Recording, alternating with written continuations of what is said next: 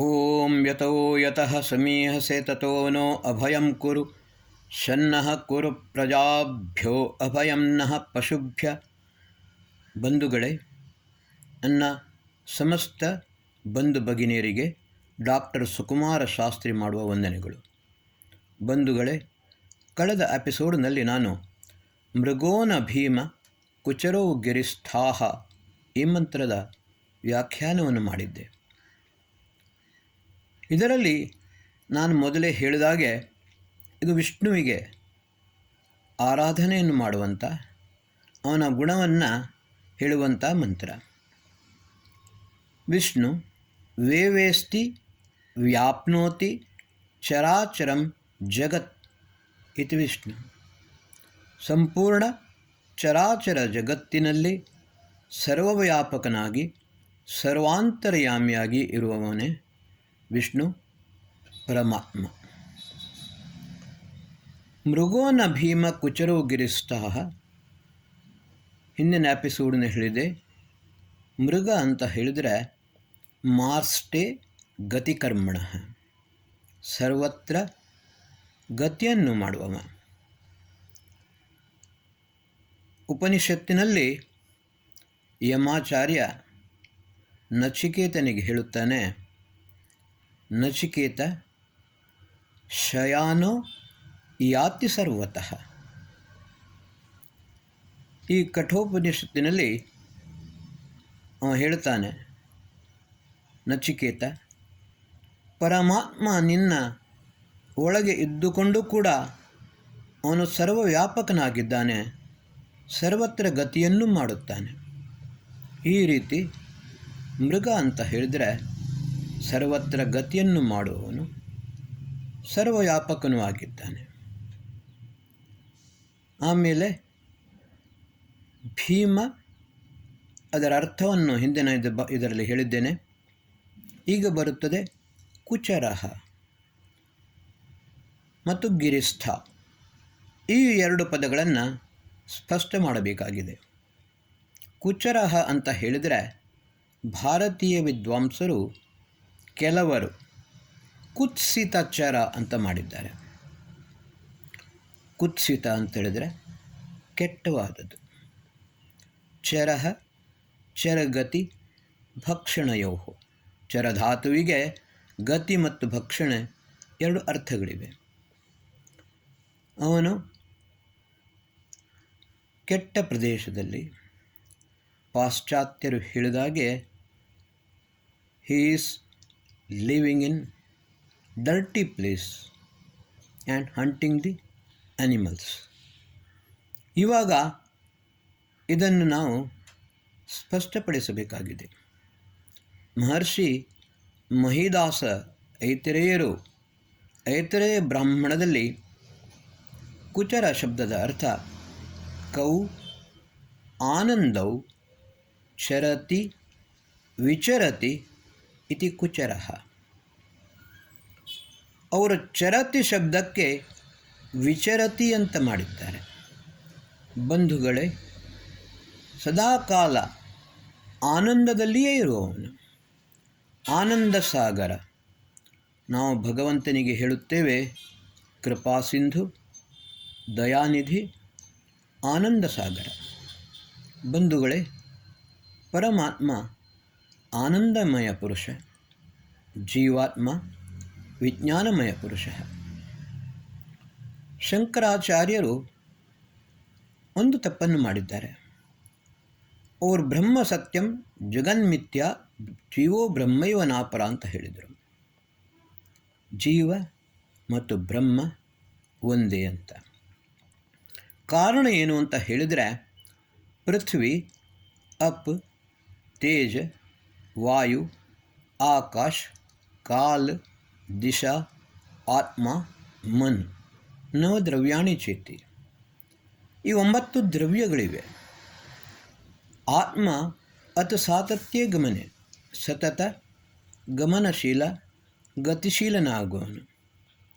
ಬಂಧುಗಳೇ, ಇಲ್ಲಿ ದ್ರವ್ಯ ಸಾಪೇಕ್ಷದಿಂದ ಸಾಧಾರಣವಾಗಿ ಜೀವಾತ್ಮನು ಮತ್ತು ಪರಮಾತ್ಮನು ಒಂದೇ ಎಂದು ತಿಳಿದು ಬರುತ್ತದೆ. ಆದರೆ ಅದು ಸರಿಯಾದುದಲ್ಲ. ಯಾವಾಗ ಗುಣದ ವಿಮರ್ಶೆಯನ್ನು ಮಾಡುತ್ತೇವೆಯೋ ಆವಾಗ ಅದರ ಸ್ಪಷ್ಟವಾಗುತ್ತದೆ. ತದ್ಗುಣ ಸಾರತ್ವಾತು ತದ್ವ್ಯಪದೇಶೇ ಪ್ರಾಜ್ಞವತ್. ಇದರ ಅರ್ಥವನ್ನು ಮಾಡುವಾಗ ತಾವು ಮಾಡಿದ ತಪ್ಪನ್ನು ಶಂಕರಾಚಾರ್ಯರು ಸರಿ ಮಾಡಬೇಕಾಯಿತು. ಯಥಾ ವಿಜ್ಞಾನಮಯ ಗುಣವಿಶೇಷತ್ವಾತ್ ಜೀವಾತ್ಮ ವಿಜ್ಞಾನಮಯ ಪುರುಷಃ ತಥೈವ ಆನಂದಮಯ ಗುಣವಿಶೇಷತ್ವಾತ್ ಪರಮಾತ್ಮ ಆನಂದಮಯ ಜೀವಾತ್ಮನ ಪರಮಾತ್ಮ ಪೃಥಕ್ ಏವ ಅಂತ. ಇಲ್ಲಿ ಗುಣವಿಶೇಷದಿಂದಾಗಿ ಜೀವಾತ್ಮನು ಮತ್ತು ಪರಮಾತ್ಮನು ಪ್ರತ್ಯೇಕನಾಗಿದ್ದಾನೆ. ಅವನು ಒಬ್ಬನಾಗಲು ಸಾಧ್ಯವಿಲ್ಲ. ಬಂಧುಗಳೇ, ಅಹಂ ವಾಗ ತ್ವಂ ಸ್ಯಾಮ ತ್ವಂ ವಾಗ ಅಹಂ ಸ್ಯು ಸತ್ಯಾಸಂತು ತವಾಶಿಷಃ. ನಾನು ಎಂಬುದು ಹೋಗಿ ನೀನಾಗಿ ನಿನ್ನಿಂದಲೇ ನಾನು ಎಂದು ಯಾವಾಗ ಆಗುತ್ತದೆಯೋ ಆವಾಗ ನಿನ್ನ ಆಶೀರ್ವಾದ ಸತ್ಯವಾಗುತ್ತದೆ. ಇದು ಮಂತ್ರ ಹೇಳುತ್ತದೆ. ಬಂಧುಗಳೇ, ಜೀವಾತ್ಮನೂ ಇದ್ದಾನೆ, ಪರಮಾತ್ಮನೂ ಇದ್ದಾನೆ. ಆದರೆ ಜೀವಾತ್ಮನ ಅಸ್ತಿತ್ವ ಪರಮಾತ್ಮನಿಂದ. ಜೀವಾತ್ಮನು ಪರಮಾತ್ಮನಂತೆಯೇ ನಿತ್ಯನಾಗಿದ್ದರೂ ಕೂಡ ಅವನ ಪ್ರತಿಯೊಂದು ವ್ಯವಹಾರದಲ್ಲಿ, ಪ್ರತಿಯೊಂದು ಗತಿಯಲ್ಲಿಯೂ ಪರಮಾತ್ಮನ ಸಾನ್ನಿಧ್ಯ ಅಥವಾ ಪರಮಾತ್ಮನ ಶಕ್ತಿ ನಿತಾಂತ ಅವಶ್ಯಕ. ಇಲ್ಲದಿದ್ದರೆ ಜೀವಾತ್ಮನೂ ಕೂಡ ಸರಿಯಾದ ರೀತಿಯಲ್ಲಿ ಗತಿಯನ್ನು ಮಾಡಲು ಸಾಧ್ಯವಿಲ್ಲ. ಇವಾಗ ಜೀವಾತ್ಮ ವಿಜ್ಞಾನಮಯ ಪುರುಷ, ಪರಮಾತ್ಮ ಆನಂದಮಯ ಪುರುಷ. ಆದ ಕಾರಣ ಮಹರ್ಷಿ ಮಹೇದಾಸ ಐತರೇಯು ಹೇಳಿದಾಗೆ ಕೌ ಆನಂದೋ ವಿಚರತಿ ಇತಿ ಕುಚರಃ ಅಂತ. ಅಂದರೆ ಪರಮಾತ್ಮನು ಆನಂದ ಸಾಗರ. ಇವರು ಹೇಳಿದಾಗೆ ಅವನು ಯಾವಾಗ ಡರ್ಟಿ ಪ್ಲೇಸ್ನಲ್ಲಿ ಇರುವುದಿಲ್ಲ, ಪ್ರಾಣಿಗಳನ್ನು ಹಂಟಿಂಗ್ ಅಥವಾ ಬೇಟೆಯೂ ಆಡುವುದಿಲ್ಲ. ಇವಾಗ ಇನ್ನೊಂದು ಶಬ್ದ ಬರುತ್ತದೆ, ಗಿರಿಷ್ಠಾಹ. ಗಿರಿ ಎಂದರೆ ವಾಣಿ. ಸಾಧಾರಣವಾಗಿ ವೇದವಾಣಿಯನ್ನು ಜನರು ಸಂಸ್ಕೃತವೆಂದೇ ಹೇಳುತ್ತಾರೆ. ಆದರೆ ಅದು ವಾಸ್ತವಿಕವಾಗಿ ವೇದವಾಣಿಯಲ್ಲ, ದೇವವಾಣಿ. ಅದಕ್ಕೆ ದೇವವಾಣಿ, ಗೀರ್ವಾಣವಾಣಿ ಎಂದು ಕೂಡ ಹೇಳುತ್ತಾರೆ. ಬಂಧುಗಳೇ, ವೇದ ಮಂತ್ರಗಳನ್ನು ಛಂದ ಎಂದು ಹೇಳುತ್ತಾರೆ, ಛಂದಸ್ಸು ಎಂದು ಹೇಳುತ್ತಾರೆ. ಮಹರ್ಷಿ ಯಾಸ್ಕರು ನಿರುಕ್ತದಲ್ಲಿ ಛಂದಾಂಸಿ ಛಾದನಾಥ್ ಎಂದು ಹೇಳಿದ್ದಾರೆ. ಛಂದಗಳು ಏಕೆ ಹೇಳುತ್ತಾರೆ ಅಂತ ಹೇಳಿದರೆ, ಛಾದನಾಥ್ ಆವರಿಸಿಕೊಳ್ಳುವಂಥದ್ದು. ನಾವು ಹೊದ್ದುಕೊಂಡು ಮಲಗುತ್ತೇವೆ. ಅದೇ ರೀತಿ ಈ ಛಂದಗಳು ಕೇವಲ ನಮ್ಮನ್ನು ಮಾತ್ರವಲ್ಲ, ಈ ಸಂಪೂರ್ಣ ಚರಾಚರ ಜಗತ್ತನ್ನು ಕೂಡ ಆವರಿಸಿಕೊಳ್ಳುತ್ತವೆ. ಬ್ರಹ್ಮನಾದ ಬ್ರಹ್ಮನ ವಾಣಿ ಬ್ರಹ್ಮನಂತೆಯೇ ನಿತ್ಯ, ಶಾಶ್ವತ ಮತ್ತು ನೂತನ. ತಸ್ಯ ದೇವಸ್ಯ ಪಶ್ಯ ಕಾವ್ಯಂ ನ ಮಮಾರ ನ ಜೀರ್ಯತಿ. ಭಗವಂತನ ಕಾವ್ಯವಾದ ಈ ವೇದಗಳು ಯಾವತ್ತೂ ನಷ್ಟವೂ ಆಗುವುದಿಲ್ಲ, ಜೀರ್ಣವೂ ಆಗುವುದಿಲ್ಲ. ಮತ್ತು ಇನ್ನೊಂದು ವಿಷಯ ಏನು ಅಂತ ಹೇಳಿದರೆ, ಛಂದಗಳನ್ನು ಛಂದ ಅಂತ ಏಕೆ ಹೇಳುತ್ತಾರೆ? ಶತಪಥ ಬ್ರಾಹ್ಮಣದಲ್ಲಿ ಮಹರ್ಷಿ ಯಾಜ್ಞವಲ್ಕ್ಯರು ಒಂದು ದೃಷ್ಟಾಂತವನ್ನು ಕೊಡುತ್ತಾರೆ. ದೇವತೆಗಳು ಅವರ ಮೇಲೆ ಅಸುರರ ಪ್ರಭಾವ ಆಕ್ರಮಣವಾಗುತ್ತದೆ. ಇಲ್ಲಿ ಶಾರೀರಿಕವಾಗಿ ಅಲ್ಲ, ಆತ್ಮಿಕವಾಗಿ ಮನುಷ್ಯನಲ್ಲಿ, ದೇವತೆಗಳಲ್ಲಿ, ಅವರ ಅಂತಃಕರಣದಲ್ಲಿ ಆಸುರಿ ಪ್ರವೃತ್ತಿ ಜಾಸ್ತಿಯಾದಾಗ ಮನುಷ್ಯರೂ ಆಗಲಿ ದೇವತೆಗಳು ಆಗಲಿ ಅವರ ಅಧಃಪತನವಾಗುತ್ತದೆ. ನಾವು ನರಕ ಎಂದು ಹೇಳುತ್ತೇವೆ. ನರಕಂ ನ್ಯರಕಂ ನೀಚೈರ್ಗಮನಂ ಅಂದರೆ ಮನುಷ್ಯನು ಅವನ ಕರ್ಮದಿಂದ ಪತನವಾಗುತ್ತದೆ ಅವನದ್ದು. ನೀಚೈರ್ಗಮನಂ ಪತಿತನಾಗುತ್ತಾನೆ, ನೀಚನಾಗುತ್ತಾನೆ. ಯಾವಾಗ ಆಸುರಿ ಪ್ರವೃತ್ತಿಗಳು ದೇವತೆಗಳ ಮೇಲೆ ಆಗಲಿ ಮನುಷ್ಯರ ಮೇಲೆ ಆಗಲಿ ತಮ್ಮ ಆಕ್ರಮಣವನ್ನು ಮಾಡುತ್ತವೆಯೋ, ವ್ಯಾಪಿಸಿಕೊಳ್ಳುತ್ತವೆಯೋ, ಆವಾಗ ಮನುಷ್ಯನಾಗಲಿ ದೇವನಾಗಲಿ ಅವರು ರಾಕ್ಷಸನಂತೆ ವರ್ತಿಸುತ್ತಾರೆ. ಅಂತಹ ಸಮಯದಲ್ಲಿ ದೇವತೆಗಳು ಏನು ಮಾಡುತ್ತಾರೆ ಅಂತ ಹೇಳಿದರೆ, ವೇದ ಮಂತ್ರಗಳನ್ನು ಆವರಿಸಿಕೊಂಡು ಬಿಡುತ್ತಾರೆ. ಅದರ ಒಳಗೆ ಪ್ರವೇಶ ಮಾಡುತ್ತಾರೆ. ಅಂದರೆ ತಮ್ಮ ಆತ್ಮನ ಮೇಲೆ ಯಾವುದೇ ರೀತಿಯ ದುಷ್ಟ ಪ್ರಭಾವ ಆಗದಂತೆ ಆ ಪರಮಾತ್ಮನ ಜ್ಞಾನ ಅವನ್ನು ಸರಿಯಾಗಿ ಅಧ್ಯಯನ ಮಾಡಿಕೊಂಡು ಆಮೇಲೆ ತಮ್ಮ ಆತ್ಮನ ಅಧಃಪತನವಾಗದಂತೆ ನೋಡಿಕೊಳ್ಳುತ್ತಾರೆ, ತಮ್ಮನ್ನು ತಾವು ರಕ್ಷಿಸಿಕೊಳ್ಳುತ್ತಾರೆ. ತಚ್ಛಂದಾನಾಂ ಛಂದತ್ವಂ, ಅದೇ ಛಂದದ ಛಂದತ್ವ. ಹೀಗೆ ಗಿರಿಸ್ಥಾಹ, ಗಿರಿ ಎಂದರೆ ವಾಣಿಯಲ್ಲಿ, ದೇವವಾಣಿಯಲ್ಲಿ ಭಗವಂತನು ಇರುತ್ತಾನೆ. ಸ ಪೂರ್ವೇಭಿ ಋಷಿಭಿ ಈಡ್ಯೋ ನೂತನೈರುತ ಸ ದೇವಾನ್ ಏಹ ಗಚ್ಚತಿ. ಅವನು ಮೊದಲಿನ ಸೃಷ್ಟಿಯಲ್ಲಿರುವ ಋಷಿಗಳಾಗಲಿ, ನೂತನ ಇರುತ್ತ ಈ ಸೃಷ್ಟಿಯಲ್ಲಿ ಇರುವ ಋಷಿಗಳಲ್ಲಾಗಲಿ ಎಲ್ಲರಿಂದಲೂ ಉಪಾಸಿಸಲ್ಪಡುತ್ತಾನೆ. ಸ ದೇವಾನ್ ಏಹ ಗಚ್ಚತಿ. ಪರಮಾತ್ಮ ಅವನ ಜ್ಞಾನ ದೇವತೆಗಳಿಗೆ, ಋಷಿಗಳಿಗೆ, ಯೋಗಿಗಳಿಗೆ ಸಾಕ್ಷಾತ್ಕಾರವಾಗುತ್ತದೆ, ಪ್ರಾಪ್ತವಾಗುತ್ತದೆ. ಈ ರೀತಿ ಪರಮಾತ್ಮನು ಗಿರಿಷ್ಠ ಅಂತ ಹೇಳಿದರೆ ಬೆಟ್ಟದಲ್ಲಿ ಇರುವುದಿಲ್ಲ, ಕಾಡು ಮೇಡುಗಳಲ್ಲಿಯೂ ಇರುವುದಿಲ್ಲ. ಅವನ ಶಾಶ್ವತವಾದ ನಿತ್ಯ ನೂತನವಾದ, ಆಮೇಲೆ ಯಥೇಮಾಂ ವಾಚಂ ಕಲ್ಯಾಣಿಂ ಮಾವದಾನಿ ಜನೇಭ್ಯ, ಜೀವಮಾತ್ರರ ಕಲ್ಯಾಣವನ್ನು ಮಾಡುವ ಯಾವ ದೇವವಾಣಿ ಇದೆ, ಆ ವೇದಗಳನ್ನು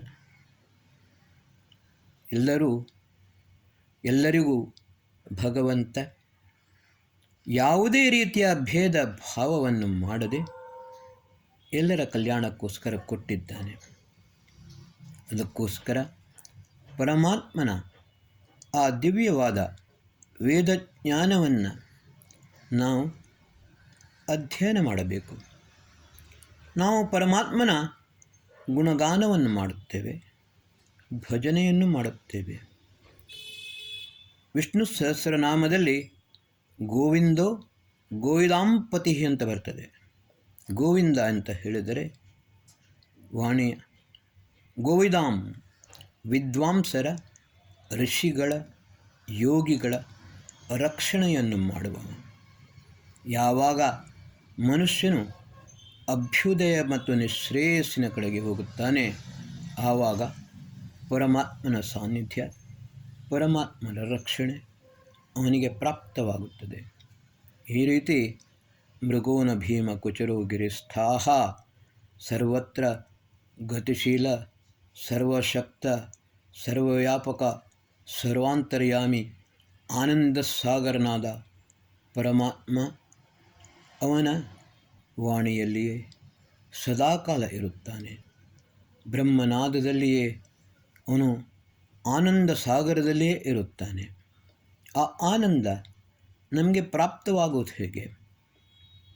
ನಮಃ ಶಂಭವಾಯ ಚ ಮಯೋಭವಾಯ ಚ ನಮಃ ಶಂಕರಾಯ ಚ ಮಯಸ್ಕರಾಯ ಚ ನಮಃ ಶಿವಾಯ ಚ ಶಿವತರಾಯ ಚ. ನೋಡಿ, ಶಂ ಇತಿ ಕಲ್ಯಾಣನಾಮ, ಮಯ ಇತಿ ಸುಖನಾಮ. ಭಗವಂತ ಕಲ್ಯಾಣಪ್ರದನೂ ಆಗಿದ್ದಾನೆ, ಸುಖಪ್ರದನೂ ಆಗಿದ್ದಾನೆ. ಆದರೆ ಯಾವ ರೀತಿ ನಾವು ಬೆಂಕಿಯ ಹತ್ತಿರ ಹೋದಾಗ ನಮಗೆ ಬಿಸಿಯ ಅನುಭೂತಿಯಾಗುತ್ತದೆಯೋ ಅದೇ ರೀತಿ ಪರಮಾತ್ಮನ ಸನಿಹ ಹೋದಷ್ಟೇ ಅವನ ಗುಣಗಳು ನಮಗೆ ತಿಳಿಯಲು ಸಾಧ್ಯವಾಗುತ್ತದೆ. ಆದರೆ ಮಹರ್ಷಿ ಪತಂಜಲಿಯವರು ಹೇಳಿದಾಗೆ ತಜ್ಜಪಸ್ತದರ್ಥ ಭಾವನಂ, ಅವನ ಗುಣಗಳನ್ನು ಅರಿತುಕೊಂಡು ನಮ್ಮ ಜೀವನದಲ್ಲಿ ಅಳವಡಿಸಿಕೊಳ್ಳಬೇಕು. ನಾವು ಬಹಳ ಉತ್ತಮವಾದ ಭೋಜನವನ್ನು ಮಾಡುತ್ತೇವೆ. ಆ ಸ್ವಾದಿಷ್ಟವಾದ ವ್ಯಂಜನಗಳನ್ನು ಸೇವನೆ ಮಾಡಿದ ನಂತರ ಇವತ್ತಿನ ಭೋಜನ ಬಹಳ ಸ್ವಾದಿಷ್ಟವಾಗಿತ್ತು ಅಂತ ನಾವು ಹೇಳುತ್ತೇವೆ.